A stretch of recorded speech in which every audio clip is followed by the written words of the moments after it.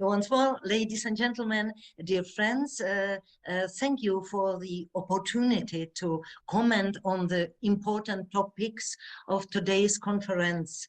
And please accept my warmest greetings from the Czech Republic. We who feel ourselves to be part of a family in the broadest sense of the word perceive very intensely a spirit of decline, of disintegration, which is taking over large parts of the world and is naturally visible even where there is a great variety of people in Europe. It is not only about ethnics, linguistic or religious diversity. Since in ancient times, the relatively small Europe has played the role of a kind of container in which the streams of philosophical, scientific and artistic activities of the human spirit mix and literally come to a boil. The vapor that have been emerging from the mixing of these activities have the ability to spread rapidly and have also literally contain the poison of anti-human ideologies throughout the history of our continent. Europe is also a laboratory of different models of state organization. These arrangements enable human togetherness and solidarity on the one hand, and a varying degree of power over people on the other hand. Beings living here stopped being called people. They stopped being men, women, old people or children. They became citizens. In doing so, Europeans moved from nature-given categories to a virtual man-made category. They moved away from the laws of the created world by knowing which, thanks to the gift of reason, they could improve, facilitate, and beautify their lives. They have moved from the clear awareness that there is a God who not only is the creator of natural laws, but also loves man. Europeans have moved to the idea that everything is governed by human laws. The perception of the vertical and anything transcendental was excluded from practical social life and remained as a hobby for religious and philosophical people. Let me show a current example from the field of human rights. At the beginning of this summer, so now, the vote of about 350 members of the European Parliament was enough to make the termination of the life of children in the mother womb, artificial abortion, a human right. The resolution also envisages that this right is included in the Charter of Fundamental Rights of the European Union. In the same document where Article 2 talks about the right to life, the right to kill can be found. And the mother has the right to decide on the death of the unborn child. Europe gradually stopped understanding human rights as taking hold of universally valid values, as an understanding of the truth that human society has understood and formulated within the positive line of its own history. Europe only understood it, it did not create it. Let us return to the European laboratory of state arrangements. The deep and beautiful idea that citizens should participate in the leadership of the state, the idea of democracy could go, and so it did go, in several ways. One path led through attention to the individual, to the adoration of individuality, to the absolutization of freedoms. It eventually turned into a cult of selfishness and an ideology that relativizes truth, justice, and ultimately good and evil. The second way is the way of mediocrity. When citizens express their will in elections, they do not choose the best aristoi in Greek, but those who are most similar to them and have the same weaknesses as they have. That is the current state, in my opinion, and we look in vain for great statesmen.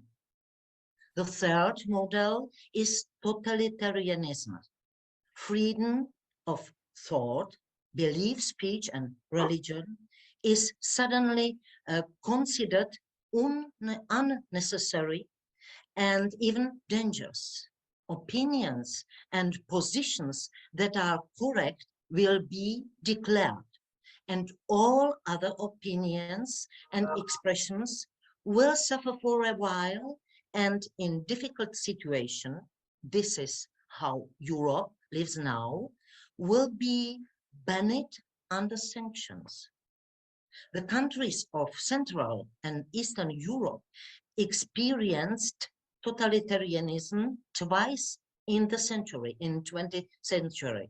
After 6 years of the terror of National Socialism came the socialist model of democracy. That was totalitarian. These experiences became part of the ancestral memory of Czechs, Slovaks, Poles, Hungarians, and others. These nations also experienced the doctrine of practical internationalism. Healthy patriotism was forbidden. We were to become a mass looking up to the ideas of Marxism and Leninism. From a geopolitical point of view, this is a complex and interesting problem. I myself live in a country whose borders have been clear for many, many centuries. We never doubted from where and to where Bohemia and Moravia reached. Our patriotism is connected to our lands. We bear responsibility for the language, which is part of the cultural treasure of humanity, and we understand the concept that a Czech is a person who masters our language and feels at home in our country. It is not important that he is Vietnamese or Ukrainian. In other post-communist countries of Central and Eastern Europe, the situation is significantly different. The Czech perception of Central Europe extends to Adriatic and a part of Balkan. We have a very stable sense of belonging to the nations that lived in the Habsburg monarchy. Many of us also perceive that the historical task of the Central European countries to be a welcoming and understanding bridge between the West and the East. Ladies and gentlemen, please consider my speech as an open confession of a Catholic who loves her family, her homeland, who loves Europe and feels part of the large human family. I do not see a fundamental contradiction between liberal democracy and national patriotism in Europe. A sense of European land patriotism is unfortunately exactly what Europe lacks. It is not about nationalism. It is about the awareness of responsibility for a part of planet Earth and for the society that inhabits it, for all the gifts of nature, from minerals to waters, forests, and all living nature. A deep sense of responsibility for the spiritual culture and for the families and the whole community that lives in Europe. Today, liberal democracy is threatened by totalitarian tendencies that paradoxically are born in itself. It is true that we, the people of post-communist countries, see the signs of totalitarianism more clearly. Perhaps also because our two great hopes are still fresh.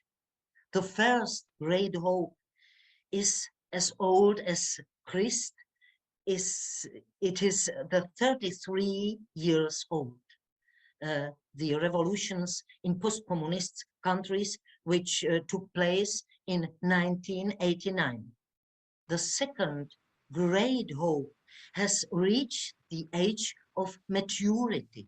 We have been in the EU for 18 years now, and the age 33 had hate won over love, and Christ was made a sacrifice, even for you, for us who are currently attending the conference, and was crucified. At the age of 18, a person reaches adulthood and bears the full responsibility for his decisions. He or she is tasked with being mature and prudent. Therefore, our fears about negative tendencies are stronger.